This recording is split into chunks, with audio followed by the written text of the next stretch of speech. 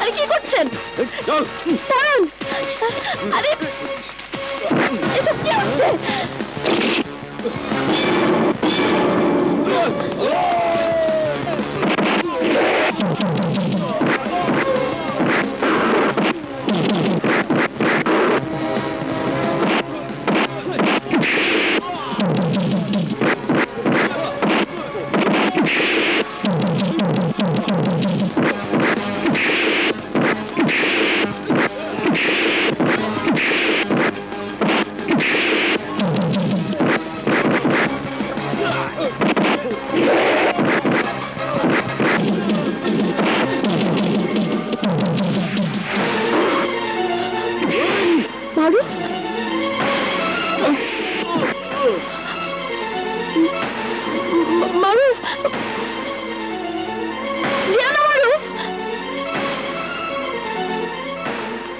সত্যি সত্যি তুমি মানুষকে দেখেছো বৌমা? হ্যাঁ হ্যাঁ মা, আজন্ম যে মানুষটির ছবি আমার হৃদয়ে আঁকা, তাকে চেনার জন্য একটি পলকে তো যথেষ্ট মা। প্রতিদিন রাস্তাঘাটে কত বিপদই না ঘটছে, কেই বা কার জন্য এগিয়ে আসে। আর অন্য কেউ যদি হবে, তবে ধন্যবাদ দেওয়ার সুযোগটুকু না দিয়ে ওভাবে নিজেকে লুকোবে কেন? তাহলে আমার ঘরে সে রাতে মারুফ এসেছিল বৌমা, আমার মারুফ এসেছিল। মা, ভাইয়াই যদি হবে তবে লুকিয়ে থাকবে কেন? কেন বাড়ি আসবে না? সমস্যা কোথায়? আছে, অনেক বড় সমস্যা আছে রে বাবা। মারুফ যদি কোনোভাবে জেনে থাকে সুকন্যা আজ ওর বাড়িতে, ওরই আপন ছোট ভাইয়ের স্ত্রী, তাহলে কোন মুখ নিয়ে বাড়িতে আসবে? কোন মুখ নিয়ে আমাদের সামনে এসে দাঁড়াবে? যে মৃত্যুর চেয়েও কষ্টের রে বাবা, মৃত্যুর চেয়েও কষ্টের। কষ্ট, কষ্টই এখন আমার জীবনের একমাত্র সঙ্গী। এই জীবনের বোঝা আমি আর বইতে পারছি না খসরু। তাই আর বিলম্ব নয়, ডেভিড আর ভরসার উপর শেষ আঘাত হানতে হবে।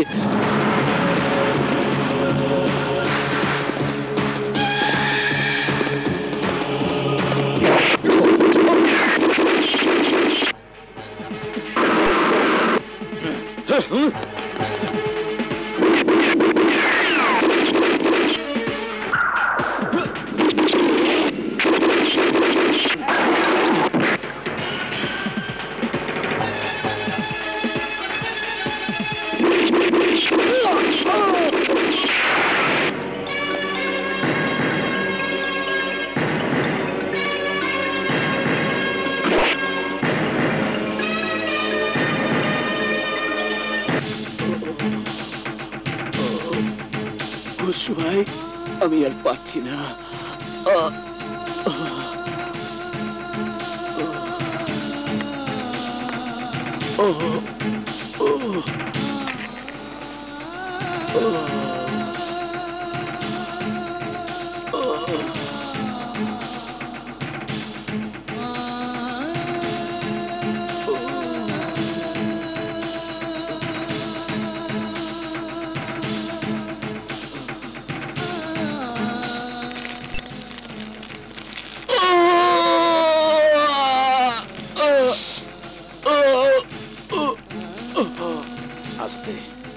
তোমার কপাল ভালো যে গুলিটা আগেই বের হয়ে গেছে, তা না হইলে আরো কষ্ট হইতো।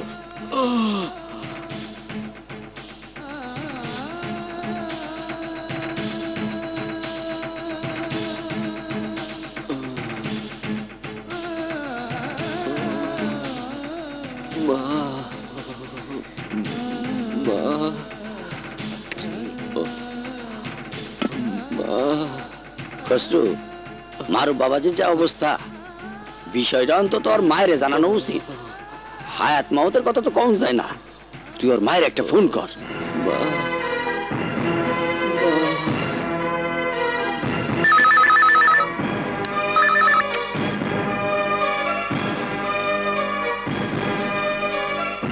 কি মারুফ বেঁচে আছে? তুমি তুমি সত্যি বলছো তো? হও খালাম্মা, মারুফ বাইসা গিয়েও আবার মরার পথে। জ্বরের ঘরে খালি মা মা করতেছে।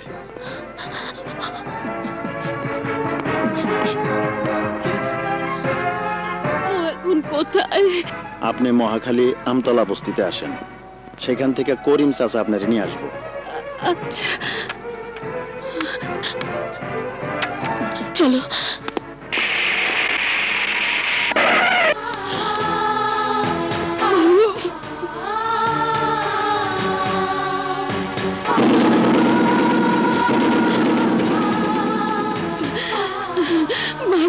বাবা আমার, এতদিন মাকে ছেড়ে কোথায় ছিলি বাপ? কোথায় ছিলি? কোথায় ছিলাম আমি বহুদিন পর জানতে পেরেছি মা।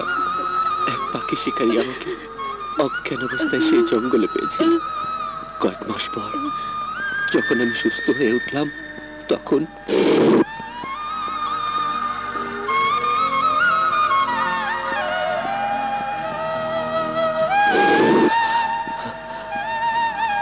একে একে আমার সবকিছু মনে পড়তে শুরু করলাম। বিলম্ব না করে পরদিনই বাড়ির উদ্দেশ্যে চলে আসি। আর বাড়িতে ঢুকেই দেখতে পাও তোমার সুকন্যার বিয়ে হচ্ছে তোমারই ছোট ভাইয়ের সঙ্গে। সেই লজ্জায় ঘৃণায় তুমি আর বাড়িতে না ঢুকে এতটা দিন আত্মগোপন করেছিলে, তাই না? মারুফ, এ বিয়েতে সুকন্যা বা মাসুমের কোনো সম্মতি ছিল না। ওদের মনের বিরুদ্ধে আমি এ বিয়ে দিয়েছিলাম। সব দোষ আমার। তোর ইচ্ছে হতো আমাকে শাস্তি দে বাবা, না। শাস্তি যদি কারো প্রাপ্যই হয় তবে তা আমাকে দিন মা। কবিতা, তোমার কেন শাস্তি হবে? তুমি তো সেদিন নিজের ভালোবাসাকে বিসর্জন দিয়ে মাসুমকে বিয়েতে রাজি করিয়ে আমাকে, সুকন্যার বাবাকে মৃত্যুর হাত থেকে বাঁচিয়েছিলে। সেদিন আপনাদেরকে বাঁচানোর জন্য আমি আমার ভালোবাসাকে বিসর্জন দিতে পারিনি মা। ওই দিন আপনাদের চোখের আড়ালে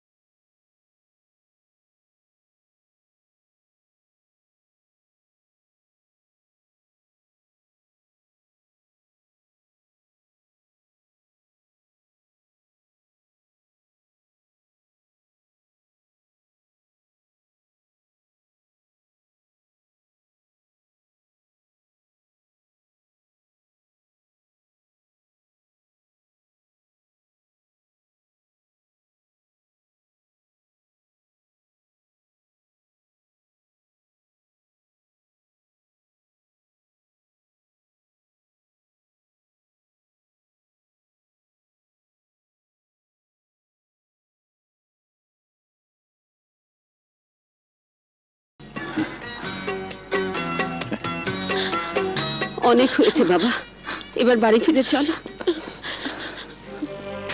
এখনই না মা, তোমরা বাড়ি যাও। আমি শেষ কাজটা শেষ করে বাড়ি ফিরবো।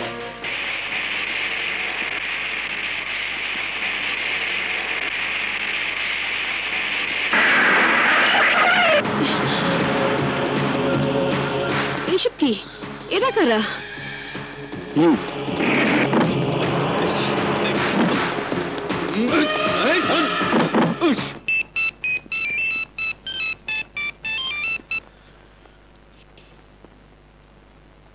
হ্যালো, কেউ ল্যাংড়া খুচরো? মোবাইলটা মারুফকে দে।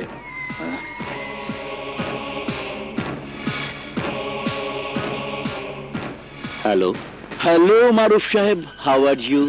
শুনুন, আমি আপনার জন্য একটা সুন্দর পারিবারিক অনুষ্ঠানের আয়োজন করেছি, আর ইতিমধ্যেই আপনার পরিবারের সবাই এসে উপস্থিত হয়েছেন। আপনি যেহেতু চিফ গেস্ট, আশা করি আপনি খুব অল্প সময়ের মধ্যেই উপস্থিত হবেন। ঠিকানা মিরপুর কালাপানি জুট গুদাম।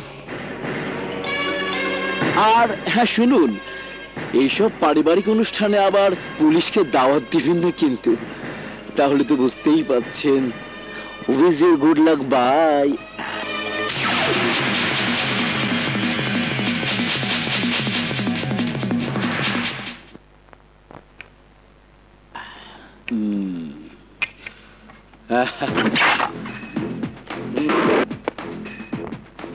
এই, ওকে আসতে দে।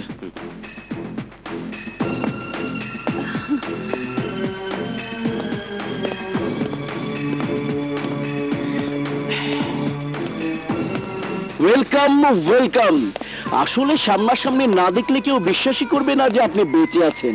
আচ্ছা মিস্টার মারুফ, আপনাকে এতগুলো গুলি করলাম, তারপরও কিভাবে বেঁচে আছেন আমি বুঝতে পারছি না। বুঝতে পারবে না কেন? ওর তো বিড়ালের জান। Correct, correct. তাহলে এবার ওকে মেরে পুড়িয়ে ফেলতে হবে। ভরসা, যার উপর মানুষের দোয়া আর আল্লাহর রহম থাকে তাকে আগুনে স্পর্শ করে না, আর যতক্ষণ না আল্লাহর হুকুম হয় ততক্ষণ আজরাইলও কারো জান কবজ করে না। ঠিক তাই। তাহলে যতক্ষণ না আল্লাহর হুকুম হয় ততক্ষণ মৃত্যুকে ডাকতে থাক। ডাক, এই তোরা ওকে মরতে সাহায্য কর।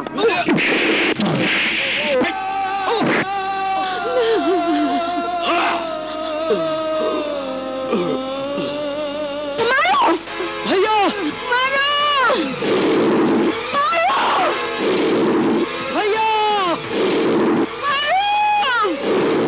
ভাইয়া,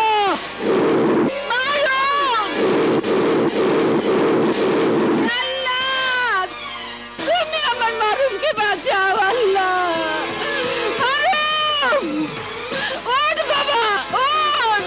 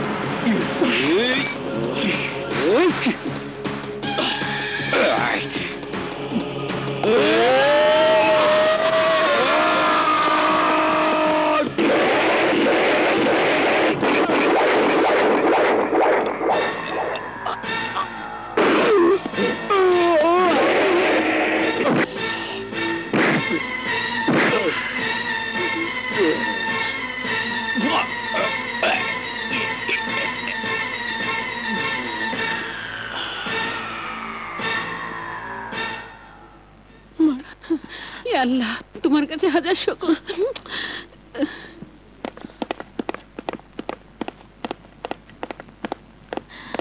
মিস্টার কুরেশি, আপনার জীবিত থাকা এবং পরপর কয়েকটি হত্যাকাণ্ড খুবই সন্দেহজনক, তাই আপনাকে গ্রেপ্তার করতে বাধ্য হচ্ছি।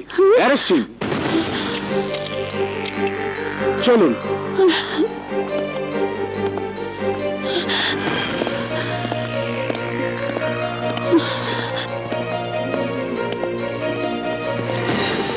দাঁড়ান।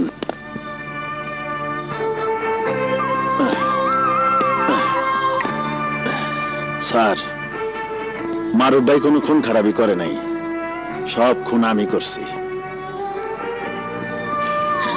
এই স্বীকারোক্তি তোমাকে আদালতে দিতে হবে। দিব। মারুফ ভাইরে ছেড়ে দিয়া আমারে নিয়ে চলেন। Arrest him.